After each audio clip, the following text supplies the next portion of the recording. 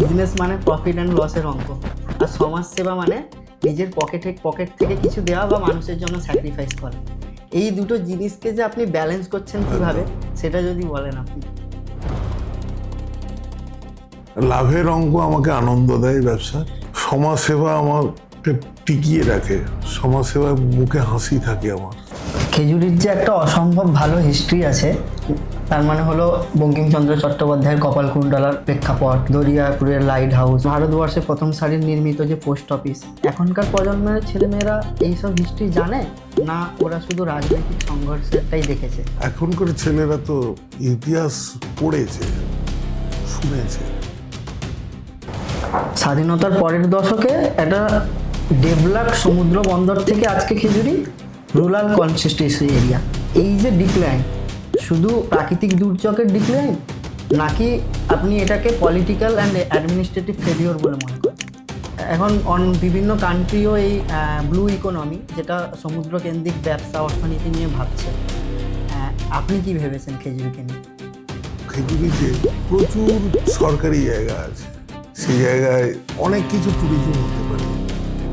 All India Trinamool কংগ্রেসের MLA হিসেবে প্রার্থী হয়েছেন আপনি এখানে। তো আপনার কাছে এই মুহূর্তে সবচেয়ে বড় পলিটিক্যাল চ্যালেঞ্জ কি ফেস করছেন আপনি? অনেক দিন থেকে রাজনীতি করছি তো, ছোটবেলা থেকে।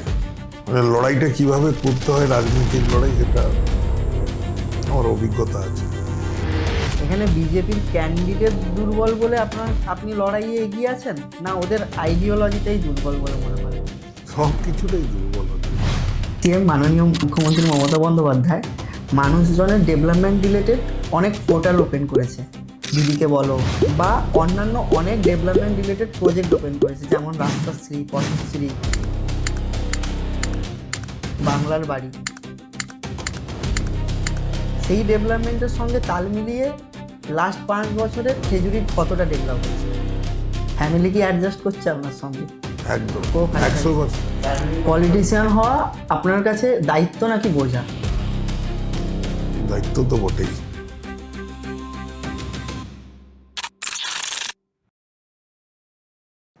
হ্যালো এভরিওয়ান, আপনাদের স্বাগতম আমার আরেকটি শো বিয়ন্ড এভরিথিং মিনিংফুলে। আমাদের মাঝে রয়েছেন খেজুরি বিধানসভার 2026-এর প্রার্থী রবীন্দ্রচন্দ্র মণ্ডল। স্যার, আপনাকে স্বাগতম জানাই। আমরা আজকে ডিসকাশন করব ওনার ব্যবসায়িক হিসেবে বাস্তব অভিজ্ঞতা, সোশ্যাল ওয়ার্কার হিসেবে মাটির স্পন্দন, মানুষের ভাবাবেগটা কোথায় কাজ করে, আর গ্রাউন্ড লেভেল থেকে কাজ করে আজকে উনি এত বড় রাজনীতিবিদ হতে পেরেছেন। ওভারঅল আজকে ডিসকাশন করব খেজুরির ডেভেলপমেন্ট নিয়ে, ইউথের জন্য ওনার কি পরিকল্পনা, এবং খেজুরির হারিয়ে যাওয়া পুরনো গৌরবকে কিভাবে উনি রূপান্তরিত করতে পারেন। আপনার শৈশবে বেড়ে ওঠা এই উপকূলীয় এলাকাতে, কিন্তু আজকের রবীন মণ্ডল একজন সফল ব্যবসায়ী, একজন সফল সোশ্যাল ওয়ার্কার, এবং খুব কোর লেভেল থেকে রাজনীতি করে উঠে এসে তৃণমূল কংগ্রেসের আজকে মনোনীত প্রার্থী। এই যে আপনার জার্নিটা, এই খেজুরি অ্যাসেম্বলি এই জার্নিতে আপনার কি ভূমিকা পালন করেছে, বা আপনি কোন যে স্ট্রাগলের মধ্যে বেড়ে উঠেছেন, সেটা যদি আপনি আমাকে শেয়ার করেন। অ্যাকচুয়ালি আমার জন্মস্থান হচ্ছে গড়বাড়ি 2 নম্বর অঞ্চলের পশ্চিম চক গ্রামে, যেটা এই মুহূর্তে খেজুরি বিধানসভার অন্তর্গত। আচ্ছা, সেই জায়গা থেকে আমি খুব ছোটবেলা থেকে, যখন একেবারে কি বলে যাবে 5-6-এ পড়ি, তখন থেকেই বাবার রাজনীতি, বাবার হাত ধরে বাবা রাজনীতি করতেন, ব্যবসা করতেন। সেই জায়গা থেকে বাবার হাত ধরেই রাজনীতিটা শেখা। তখন মনে হতো রাজনীতি মানেই যে আমি সমাজের কিছু করতে পারবো, সমাজের মানুষের উপকার করতে পারবো। উদ্দেশ্যটা এটাই ছিল। সেই জায়গা থেকে আজকে এই পর্যন্ত আস্তে আস্তে করে পথ চলতে চলতে চলতে চলতে ছাত্র রাজনীতি করলাম, ছাত্র রাজনীতি থেকে যুব করলাম, যুব থেকে মাদারে এলাম। মানে একটার পর একটা স্টেপ বাই স্টেপ সিঁড়ি ভেঙে ভেঙে। তো সঙ্গে সঙ্গে মানে সমাজ সেবা সব থেকে বড় ব্যাপার। কেন, আমি দরিদ্র পরিবারের ছেলে, দরিদ্র কি জিনিস খুব কাছ থেকে আমি দেখেছি। আজকে নিজের চেষ্টায় আজকে এই জায়গা তৈরি করেছি, নিজের কষ্টের ফসল। আর সমাজ সেবা হচ্ছে আমার একেবারে ধর্মের মতো করে, একেবারে আত্মার সঙ্গে জড়িয়ে আছে। কেন সাধারণ মানুষ যাতে খুব ভালোভাবে থাকতে পারে, সবাই যাতে হাসি মুখে চলতে পারে, সেটাই হচ্ছে আমার মূল লক্ষ্য। সে জায়গা থেকে আমি একেবারে অঙ্গীকারবদ্ধ যে আমার দ্বারা কারোর উপকার হোক না হোক, জ্ঞানত কারোর যাতে ক্ষতি না হয়। ঠিক, এটাই তো সবার ধারণা হওয়া উচিত। কোনো সাকসেসফুল ব্যবসায়ীর ছেলে যে আজকে সাকসেসফুল বিজনেসম্যান হচ্ছে, বা কোনো রাজনীতিবিদের ছেলে যে সাকসেসফুল রাজনীতিবিদ হচ্ছে, বা আজকে আপনি এমএলএ সিটে দাঁড়িয়েছেন, প্রার্থী হয়েছেন, এই পর্যন্ত যে সফর হয়েছে, এরকম খুব রেয়ার এক্সাম্পল আছে। বাট আপনার জীবনে আজকে এই দিনটা ঘটেছে, সেই এক্স্যাক্ট মুমেন্টটা বা এই মুহূর্তটা যে আজকের দিনে আপনি ফিল করছেন, তার জন্য আপনি অনেক আগে থেকে স্ট্রাগল করেছেন। সেই স্ট্রাগলটার যদি ছোট্ট এক্সপিরিয়েন্স আপনি শেয়ার করেন। কথাটা হলো, ব্যবসা করছি, ব্যবসার সঙ্গে সঙ্গে সমাজসেবা, তার সঙ্গে সঙ্গে রাজনীতি।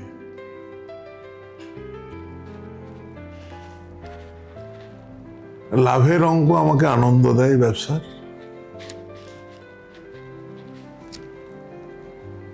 সমাজসেবা আমাকে টিকিয়ে রাখে, সমাজসেবার মুখে হাসি থাকে আমার সমাজসেবা করলে।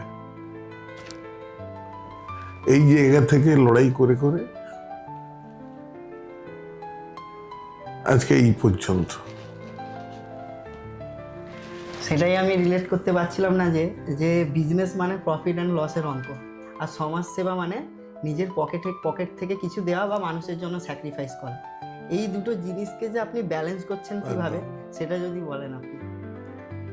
একেবারে বললাম, এটা থেকে কি আপনি এনার্জি পান, যেটা আজকে আপনাকে সাহায্য করেছে গ্রো করার জন্য, টিকে থাকার জন্য, সমাজে টিকে থাকার জন্য, ভালো থাকার জন্য সমাজ সেবা করতে হবে, মানুষের সঙ্গে থাকতে হবে। আর ব্যবসা টিকে থাকবে লাভ যখন থাকবে। ঠিক। আর সমাজসেবার মাধ্যমে যে এক্সপোজার পাওয়া যায়, হয়তো সেটা আপনার বিজনেসের ক্ষেত্রে অ্যাডিশনাল হিসেবে কাজ করছে বিজনেসকে গ্রো করার জন্য। যে মানুষের সঙ্গে থাকলে আপনি কিছু এক্সপিরিয়েন্স গ্যাদার করছেন, যেটা বিজনেসের ক্ষেত্রেও, মার্কেটিংয়ের জন্য, সেলসের জন্য বা বিজনেসকে এক্সপ্যান্ড করার জন্য হয়তো কাজে লাগছে। নাকি মনে করেন? সমাজের ক্ষেত্রে সবকটাই প্রত্যেকের পরিপূরক, প্রত্যেকের পরিপূরক। আজকে যদি আমি বিজনেসে লাভ না পেতাম, আমার পকেটে যদি অর্থ না থাকতো, তাহলে তো আমি সমাজ সেবা করতে পারতাম না। একদম। আজকে অর্থ আছে বলেই আজকে আমি সমাজ সেবা করতে পারছি, মানুষের কাছে থাকতে পারছি, মানুষের ভালো মন্দে থাকতে পারছি, মানুষের ভালোবাসা পাচ্ছি। একটু ইন্টারাপ্ট করছি, অর্থ থাকলেও মানুষের মনে হয়তো এই এনকারেজমেন্টটা আসে না। আপনার এখানে আর্থিক স্টেবিলিটিটা বেশি প্রায়োরিটি পাচ্ছে না, আপনার সমাজ সেবা করার ইচ্ছেটা বেশি প্রায়োরিটি পাচ্ছে? ছোটবেলা তো শিখে এসছি যে মানুষের সঙ্গে থাকলে তোমার কোনোদিন অভাব হবে না, মানুষের উপকার করলে তোমার কোনোদিন অভাব হবে না, মানুষের ভালো মন্দের সঙ্গে থাকলে তোমার কোনোদিন অভাব হবে না। ইচ্ছাটা হচ্ছে মূল শক্তি। খেজুরির যে একটা অসম্ভব ভালো হিস্ট্রি আছে, তার মানে হলো বঙ্কিমচন্দ্র চট্টোপাধ্যায়ের কপালকুণ্ডলার প্রেক্ষাপট, দরিয়াপুরের লাইট হাউস, প্রথম সারির যে ভারতবর্ষে প্রথম সারির নির্মিত যে পোস্ট অফিস। এখনকার প্রজন্মের ছেলেমেয়েরা এইসব হিস্ট্রি জানে না, ওরা শুধু রাজনৈতিক সংঘর্ষেরটাই দেখেছে। এখনকার ছেলেরা তো ইতিহাস পড়েছে, শুনেছে, সেই জায়গা থেকে এটাই তো আমাকে বা আমাদের মতো লোককে খুব বেদনার, খুব কষ্টের। তো সেই জায়গা থেকে বঙ্কিমচন্দ্রের যে খেজুরি, ওখানে রাজা রামমোহন রায়ও এসেছিলেন। আচ্ছা, এটা জানা ছিল না আমার। দরিয়াপুরের লাইট হাউস, আজকে যে সংবিধান রচনা হয়েছে, ডক্টর বি আর আম্বেদকরকে সহযোগিতা করতেন বসন্ত দাস, বসন্ত দাসের খেজুরি, আচ্ছা, যেখানে স্বাধীনতা সংগ্রামী পশ্চিমবঙ্গের প্রথম শিক্ষামন্ত্রী নিকুঞ্জ বিহারী মাইতি, স্বাধীনতা সংগ্রামী। আচ্ছা, খেজুরির ভূমিকন্যা আভা মাইতি, যিনি সেন্ট্রাল মিনিস্টারও ছিলেন, যিনি আমাদের পশ্চিমবঙ্গ সরকারেরও মন্ত্রী ছিলেন। ইন্ডিপেন্ডেন্সের ঠিক পরবর্তী এমএলএ হিসেবে আভা মাইতিকেই খেজুরি পেয়েছিলেন। ইন্ডিপেন্ডেন্সের ঠিক পরে যে ভোট হয়েছিল, না, নিকুঞ্জ বিহারী মাইতি ছিলেন আচ্ছা, ওনার বাবা। আচ্ছা। তো সেই জায়গা থেকে তখনকার সময়ে ফিমেল মহিলা মন্ত্রী হিসেবে প্রথম একদম উনি সারা মেদিনীপুর জেলার গর্ব, শুধু খেজুরির গর্ব না, সারা মেদিনীপুর জেলারই গর্ব। সেই জায়গা থেকে আজকে যে ঐতিহ্য, পুরনো ঐতিহ্য, সেই ঐতিহ্যকে যদি কাজে লাগিয়ে অর্থনৈতিক উপার্জনের রূপ দেওয়া যেত, তাহলে আজকে খেজুরির যে বেকার ছেলেরা, তারা সংঘর্ষের কথা ভুলে যেত। একদম।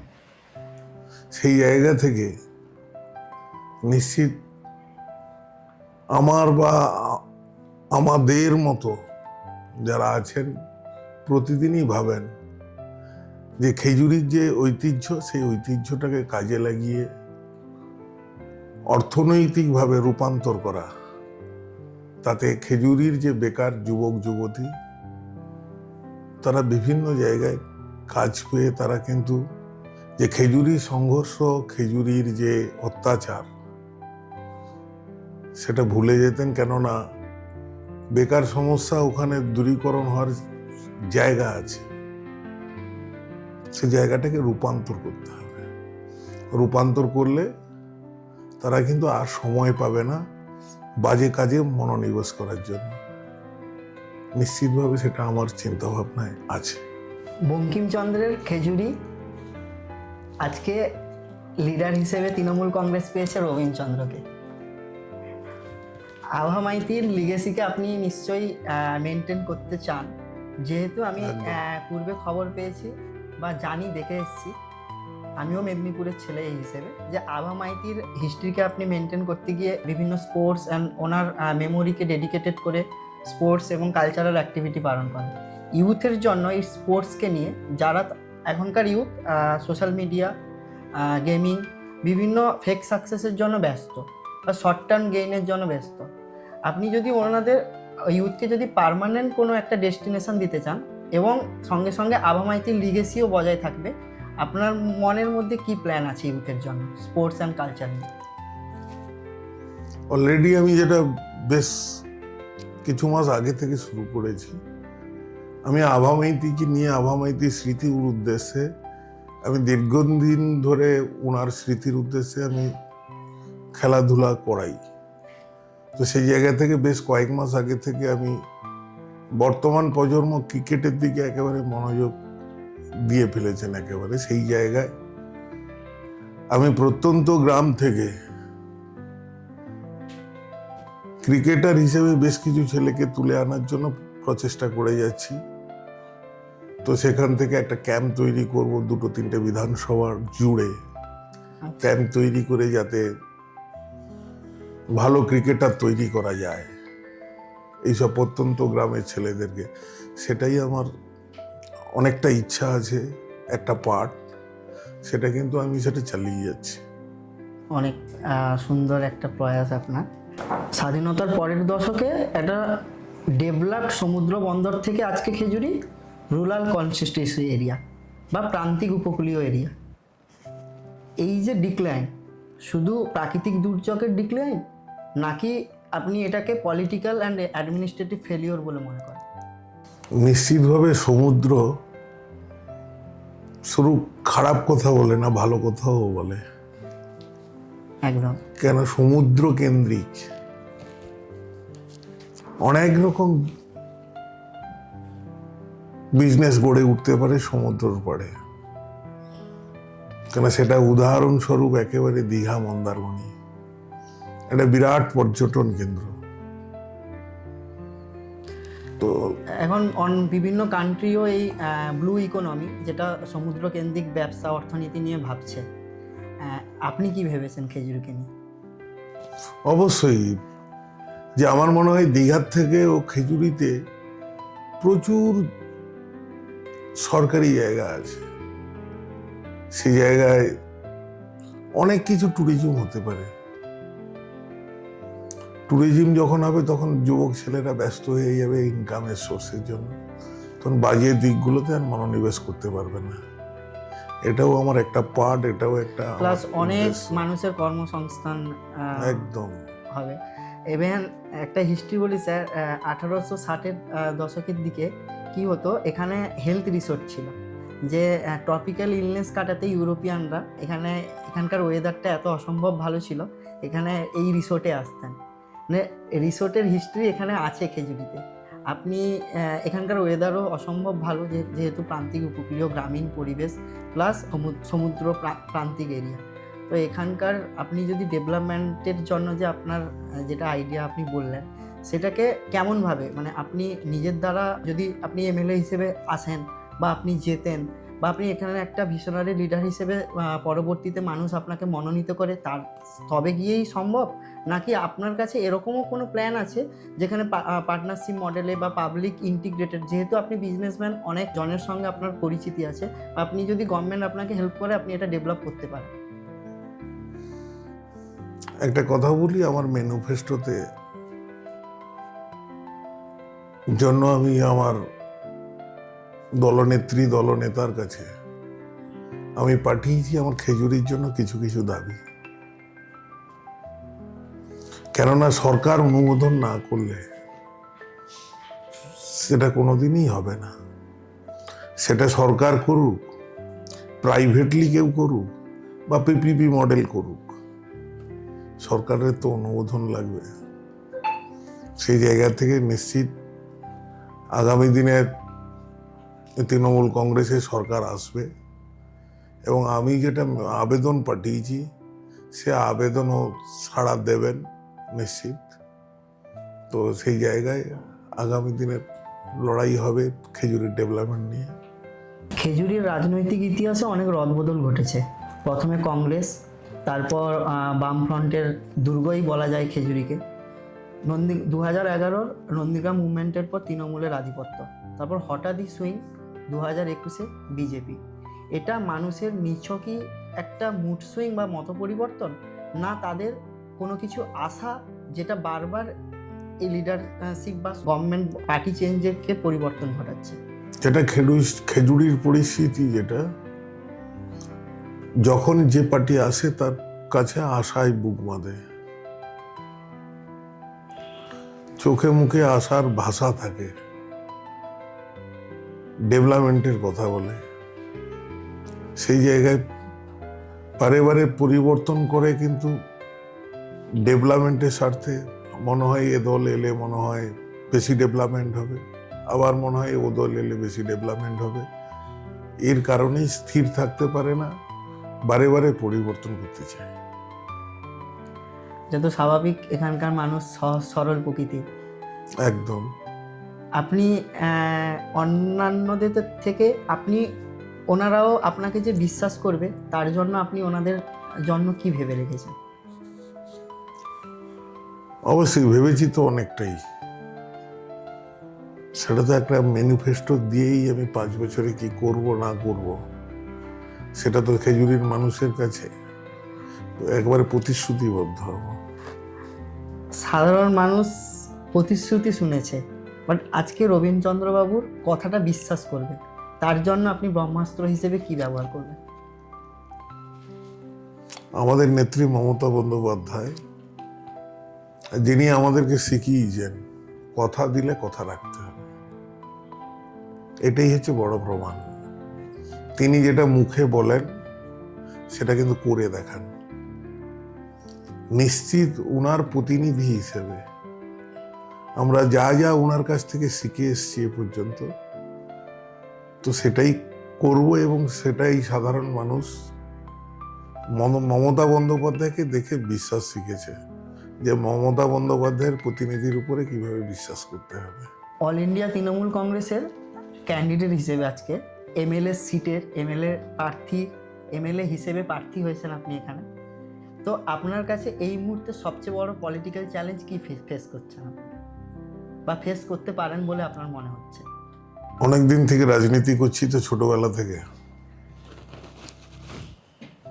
মানে লড়াইটা কিভাবে করতে হয়, রাজনৈতিক লড়াই, সেটা আমার অভিজ্ঞতা আছে। 21 দল খেজুরিতে পাঠিয়েছিল, হয়তো আমার থেকে বেটার কাউকে মনে করেছিলেন, তখন দল টিকিট দিয়েছিলেন তাকে। দুর্ভাগ্যের কারণে তিনি হেরে গেছেন। খেজুরির এমএলএ এখন বিজেপির ছিল। তারপরে 26-এ যখন দলনেত্রী মমতা বন্দ্যোপাধ্যায় এবং আমাদের সেনাপতি অভিষেক বন্দ্যোপাধ্যায় যখন আমাকে খেজুরি বিধানসভা ক্ষেত্রের প্রার্থী হিসেবে মনোনীত করেন, আমি খুব উৎসাহের সহিত খেজুরিবাসীর সঙ্গে সমস্ত কিছু আলোচনা করলাম। আমি ভাবলাম লড়াইটা লড়াইয়ের মতো হবে। তো সেই জায়গায় বিজেপি এমন একটি ক্যান্ডিডেট ঘোষণা করলো, ভাবতে পারছি না লড়াই হবে কিনা। তো লড়াই জায়গায় মনে হয় বিজেপি আর নাই। এখানে বিজেপির ক্যান্ডিডেট দুর্বল বলে আপনি লড়াইয়ে এগিয়ে আছেন, না ওদের আইডিওলজিটাই দুর্বল বলে মনে করেন? সব কিছুটাই দুর্বল ওদের। কেন, ওরা তো কথা দিয়ে প্রতিশ্রুতি পালন করতে পারেনি। 15 লাখ টাকাও দিতে পারেনি, 2 কোটি বেকারের চাকরিও দিতে পারেনি। ওদের সবকিছুটাই বেকার। না হলে কোনোদিন যেখানে উইনিং এমএলএ কে 5 বছর রাখার পরে সরিয়ে দিতে হয়, তাহলে ওদের ভিতরে তো আতঙ্ক চলে এসছে। আতঙ্কটা কিসের? মমতা বন্দ্যোপাধ্যায়ের 15 বছরের গৌরবের এই যে পাঁচালী, এটার আতঙ্ক, সে তো নাকি রবীন্দ্রচন্দ্র মণ্ডলের আতঙ্ক? একদম 15 বছরে যে উন্নয়নের পচালি, লড়াইটা তো আমাদের তৃণমূল কংগ্রেসের উন্নয়ন নিয়ে। উন্নয়নের সঙ্গে মানুষ থাকবে, খেজুরির মানুষ থাকবে, এইটুকুই। আপনার দলের নেত্রী, আমাদের রাজ্যের সিএম মাননীয় মুখ্যমন্ত্রী মমতা বন্দ্যোপাধ্যায় মানুষজনের ডেভেলপমেন্ট রিলেটেড অনেক পোর্টাল ওপেন করেছে। দিদিকে বলো, ডেভেলপমেন্ট রিলেটেড ওরা ডিরেক্টলি পৌঁছাতে পারে, বা অন্যান্য অনেক ডেভেলপমেন্ট রিলেটেড প্রজেক্ট ওপেন করেছে, যেমন রাস্তাশ্রী, পথশ্রী, বাংলার বাড়ি। সেই ডেভেলপমেন্টের সঙ্গে তাল মিলিয়ে লাস্ট 5 বছরের খেজুরির কতটা ডেভেলপ হয়েছে? একটা কথা বলি, 100 দিনের কাজ এমজি এনার্জিস কিন্তু একটা আইন। আজকে মোদী সরকার কিন্তু আইন বিরুদ্ধ কাজ করেছে পশ্চিমবঙ্গ সরকারের জন্য। অর্থনৈতিক ব্যারিকেড করেছে পশ্চিমবঙ্গ সরকারকে। আবাস যোজনা থেকে, প্রধানমন্ত্রী সড়ক যোজনা থেকে আরম্ভ করে, এনআরজিএস থেকে আরম্ভ করে সরকারের যে, রাজ্য সরকারের যে প্রাপ্য, সে প্রাপ্য কিন্তু আটকে দিয়েছেন। তাতেই কিন্তু পশ্চিমবঙ্গ সরকারকে আটকে রাখতে পারেননি। আজকে পথশ্রী প্রকল্প থেকে শুরু করে আজকে এনআরজিএস এর একেবারে ব্যক্তিগত রাজকোষ থেকে রাজ্য সরকার সেটা কিন্তু সাধারণ মানুষের জন্য দিয়েছে। আজকে আবাস যোজনা, কেন্দ্র সরকার আবাস যোজনার টাকা আটকে রেখেছে, কিন্তু আজকে গ্রামে আবাস যোজনা পাড়ার পর পাড়া চলছে। সেটা কিন্তু রাজ্য সরকারের একেবারে ব্যক্তিগত খাত থেকে, একেবারে রাজকোষ থেকেই হচ্ছে। সেই জায়গায় সব থেকে রহস্যের একটা, যে 5 বছর এমএলএ যে বিইউপি ফান্ড প্রতি বছর 60 লক্ষ টাকা করে খরচ করতে পারে। 60 লক্ষ করে খরচ করতে পারে, কিন্তু সে টাকাটাও কিন্তু খেজুরির এমএলএ খরচ করতে পারেনি 5 বছরে। সেটাও কিন্তু আমাদের কাছে তার তথ্য আছে। সেই জায়গায় খেজুরির ডেভেলপমেন্ট কিন্তু এমএলএ দ্বারা অবরুদ্ধ হয়ে আছেন। এমএলএ ফান্ডের টাকা খেজুরির মানুষ পায়নি, কিন্তু রাজ্য সরকার যা যা স্কিম করার সমস্ত বেনিফিট কিন্তু খেজুরির মানুষ পেয়েছে। ক্লাস 12 পাস করা একটা ছেলে বা মেয়ে এখানেই থাকতে চায়, সবাই তার নিজেদের জায়গাতে থেকে পড়াশোনা করতে চায়, হায়ার স্টাডিজ করতে চায়, বাট আজকে অপরচুনিটি নেই বলে তাদেরকে বাইরে যেতে হচ্ছে বা অন্য কোনো সিটির ওপরে ডিপেন্ডেবল হতে হচ্ছে। কাজের ক্ষেত্রে কি হচ্ছে, খেজুরির যে ব্রেন হয়ে যাচ্ছে, সেই ব্রেনকে আপনার খেজুরি অ্যাসেম্বলিতে বা আপনার এরিয়াতে আপনাদের প্রতিভা সম্পন্ন ছাত্রছাত্রী এখানে যে থাকবে বা এখান থেকেই ওরা পড়াশোনা করে নিজেদেরকে ডেভেলপ করবে, এটার জন্য আপনার কাছে কি প্ল্যান আছে? প্ল্যান তো অনেক আছে। খেজুরিতে একটা আইটিআই কলেজের দরকার, নিশ্চিত আগামী দিনে রাজ্য সরকার সেটা করবেন, কেন অনেক জায়গা খেজুরিতে আছে আইটিআই কলেজ করার জন্য। স্কিল ডেভেলপমেন্টের জন্য বিভিন্ন রকম কোর্স আনতে হবে। সেই জায়গায় খেজুরির যে ভূমিকন্যা আভা মাইতির কথা আপনারা জানেন, যে আভা মাইতি কিন্তু এই বাজকুল কলেজটাকে তৈরি করছিল। সেই জায়গায় বাজকুল কলেজে কিন্তু উচ্চ শিক্ষার হয়, 5টা বিভাগে কিন্তু মাস্টার ডিগ্রিও খোলা আছে, আবার সঙ্গে সঙ্গে আইটিআইও খোলা আছে। আইটিআইতে বিভিন্ন রকম কোর্স চালু আছে, আরো বেশি বেশি করে আগামী দিনে চালু হবে। তারপরেই 2007 সালে বাড়াতলা তেঁতুলতলায় আবার একটা খেজুরি মহাবিদ্যালয় তৈরি হয়। তো সেখানেও অনেক কিছু স্কিল ডেভেলপমেন্টের জন্য অনেক কোর্স আনা যাবে, অনেক কোর্স হবেও, এটা আমার ব্যক্তিগত একেবারে চিন্তা ভাবনায় আছে, যাতে খেজুরির ছেলে মেয়েদের 12 ক্লাস পাস করার পরে যাতে অন্য কোথাও যাতে না গিয়ে খেজুরিতেই থেকে পড়াশোনা করে খেজুরির বুকেই কর্মসংস্থান পাইয়ে দেওয়া যায়, তার জন্য অনেক কিছুই চিন্তা ভাবনা আগামী দিনে আছে আমার। ছোটবেলা থেকে আপনি বিজনেস করেন, এনকারেজমেন্টটা হাই হওয়ায় স্বাভাবিক, আর ছোটবেলায় রাজনীতি সবারই ভালো লাগে, বাট আপনার মাথায় আজকে গুরুতর দায়িত্ব। খেজুরি অ্যাসেম্বলির আপনি বিধানসভার প্রার্থী, খেজুরি বিধানসভার আপনি আজকে প্রার্থী। এই যে স্টেপ বাই স্টেপ আগে অঞ্চল সামলেছেন, ব্লক সামলেছেন, সেগুলো একটা পার্টিকুলার স্মল স্পেস রাজনীতি ছিল, আজকে আপনি বৃহত্তর স্পেস রাজনীতিতে পদার্পণ করছেন। এই পাবলিক লাইফে আপনি যে এসছেন, এটার জন্য কোন কষ্টের সম্মুখীন হন? রাজনীতিটা বড় কঠিন, অনেক সময় ব্যক্তিগত সুখ স্বাচ্ছন্দ্য বিসর্জন দিতে হয়। এইটুকু ভালো লাগে, আয়নার সামনে দাঁড়ালে মনে হয় যে আমি মানুষের জন্য কিছু করছি।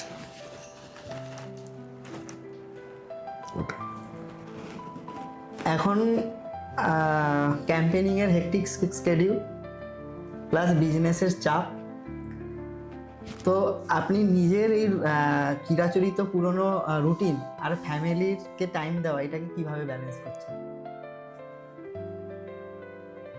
সবটাই তো অ্যাডজাস্টমেন্ট। ফ্যামিলি কি অ্যাডজাস্ট করছে আপনার সঙ্গে? একদম না, তারা অভ্যস্ত? একদম, ফ্যামিলিও তো অভ্যস্ত মানুষের ভালো মন্দে থাকার জন্য, মানুষের কাজ করার জন্য হ্যাবিচুয়েট হয়ে গেছে, কিছু করার নেই। তাহলে তার ভিতরেও তো আনন্দ আছে, এর ভেতরে তো আনন্দ আছে মানুষের কাজ করার ভেতরে। তাহলে আমি বলতে পারি আপনার সঙ্গে তারাও ফাইট করছে। একদম, Co-fighter 100%। 100%। পলিটিশিয়ান হওয়া আপনার কাছে দায়িত্ব নাকি বোঝা? দায়িত্ব তো বটেই। যদি একটু ব্যাখ্যা দিতেন। রাজনীতি করতে এসেছি সমাজ সেবার জন্য, মানুষের পাশে থাকার জন্য, মানুষের উপকারে লাগার জন্য, সম্মানের জন্য। তাহলে বড় দায়িত্ব এটাই তো, না? একদম। বামফ্রন্টের আমল, ওটাকে আপনি লিগেসি বলে মনে করেন খেজুরির ইতিহাসে, নাকি মিস্টেক ছিল? বামপন্থরা খেজুরিতে খুব অত্যাচার চালিয়েছে।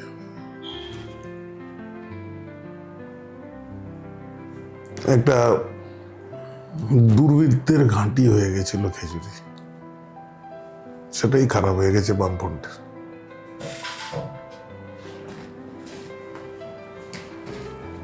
খেজুরির সবচেয়ে বড় স্ট্রেংথ কি? একেবারে রিভার জোন, যেখানে অনেক কিছু হতে পারে। সমুদ্র নির্ভর অর্থনীতি। একেবারে। এমন একজন নেতা যাকে আপনি পার্সোনালি খুবই রেসপেক্ট করেন? সেটা অভিষেক বন্দ্যোপাধ্যায়, সেনাপতি। খেজুরির একটা জিনিস যেটা আগামী 10 বছরে বদলাতেই হবে? অর্থনৈতিক পরিস্থিতি, যেখানে ইনকামের জায়গা আছে, যেখানে বহু মানুষ চাকরি করে খেতে পারবে, তার সংসার জীবন জীবিকা নির্বাহ করতে পারবে, সেই পরিকাঠামো খেজুরির আছে, সেটাকে বদলাতে হবে। বদলে সেই জিনিসটাকে করতে হবে। আর পুরনো ঐতিহ্য? তো ঐতিহাসিক হিস্টোরিক্যাল প্লেস খেজুরি, সেটাকে কি আপনি রিফর্ম করতে পারবেন বলে মনে করছেন? একদম হেরিটেজ ঘোষণা করতে হবে। অনেকেই আছেন খেজুরির বুদ্ধিজীবী মানুষজন, অনেক সাহিত্যিক আছেন, অনেক সোশ্যাল ওয়ার্কার এখনো আছেন, যারা কন্টিনিউ এই হেরিটেজগুলো রক্ষা করার জন্য কিন্তু কন্টিনিউ লেগে আছেন। তাদের সঙ্গে সহমত হয়ে তাদের দাবিটাকে আরো বাড়াতে হবে, আমাকে সেই দাবিটাকে পূরণ করতে হবে, সেটা আমার লক্ষ্য একটা। ধন্যবাদ স্যার আমার পডকাস্টে অংশগ্রহণ করার জন্য। আজকে আমরা আশা করি বঙ্কিমচন্দ্রের খেজুরি রবীন্দ্রচন্দ্র বাবুর হাত ধরে হয়তো রূপান্তরিত হতে পারবে, এবং আপনি যে আজকে সত্যিকারের ডেভেলপমেন্ট রিলেটেড যে জিনিসগুলো ডিসকাশন করলেন, হয়তো খেজুরির মানুষকে সেটা খুব ভালোভাবে প্রভাবিত করবে, বা তারা বুঝতে পারবেন যে আপনার মধ্যে যে ভিশনারি আইডিয়াগুলো আছে সেটাকে আপনি সত্যিকারে কার্যসিদ্ধি করে রূপান্তরিত করতে পারবেন। নমস্কার।